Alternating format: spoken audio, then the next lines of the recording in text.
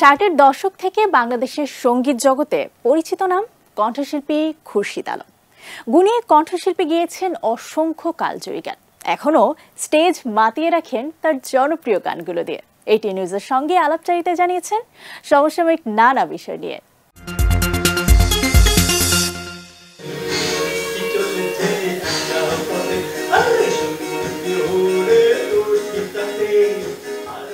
আটাত্তর বয়সেও মঞ্চে গান গেয়ে দর্শক মাতাচ্ছেন দেশের সঙ্গীত জগতের বরেণ্য ব্যক্তিত্ব মোহাম্মদ খুরশিদ আলম। দীর্ঘ ক্যারিয়ারে তার কণ্ঠে ফুটে উঠেছে অসংখ্য দর্শকপ্রিয় গান।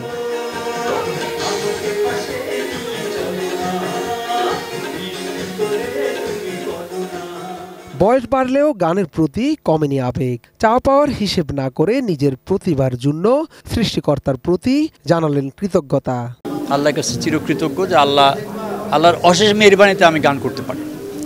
আর সবচেয়ে বড় ব্যাপার হলো গান বাজনাটা সত্যি কথা বলতে কি যে নিজের উপরে ডিপেন্ড করে যে কতটুকু আমি প্র্যাকটিস করব। ঠিক আছে, এটা হলো গুরুমুখী বিদ্যা। ঠিক আছে, একটা সময় বাংলা চলচ্চিত্রে খুরশিদ আলমের গান মানেই ছিল বাড়তি উন্মাদনা, তাই জীবনের এই সময় এসেও তার কণ্ঠে সিনেমা ভাবনা। নায়করাজ হওয়ার পেছনে যে লোকগুলি ছিল সেই লোকগুলি না, জানি যে উনি সকালে আসতেন, পরের দিন সকালে যেতেন। একটা লোক কত ডিভোস্টেড ছিল একটা কাজের প্রতি। ছবির ব্যাপার শুটিং টুটিং হয় না, এখন উত্তরা হয়, নাহলে আপনার 300 ফিটে হয় আর কি। আর আগের যে আন্তরিকতা ছিল সেই আন্তরিকতার অনেক অভাব। সঙ্গীত জগতে ধুতি ছড়ানো এই গুণী শিল্পীর আলাপচারিতায় উঠে এলো বর্তমানে সাংস্কৃতিক অঙ্গনের নানা সংকটের কথাও।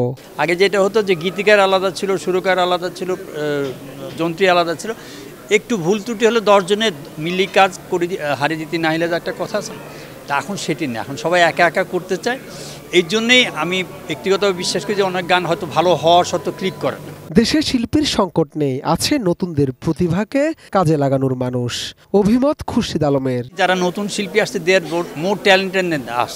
ঠিক আছে, ওদের এক শার্প ব্রেন, খুব তাড়াতাড়ি গান তুলতে পারে, গাইতে পারে। অসুবিধা হলো দে আর নট গেটিং নি গার্জিয়ান।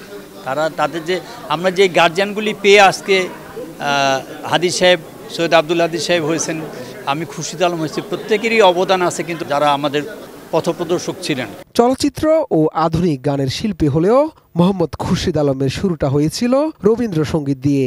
চলচ্চিত্রে তিনি প্রথম গান গেয়েছেন 1969 সালে।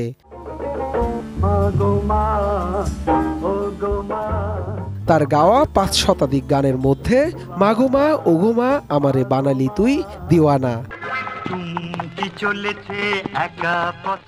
চুরি করেছো আমার মনটা, চুমকি চলেছে একা পথে, আজকে না হয় ভালোবাসো আর কোনোদিন নয়, এই গানগুলো বেশ জনপ্রিয়। আজকে না হয় ভালোবাসো আর কোনোদিন নয়। শাহাদাত রিফাত, এটিএন নিউজ, ঢাকা।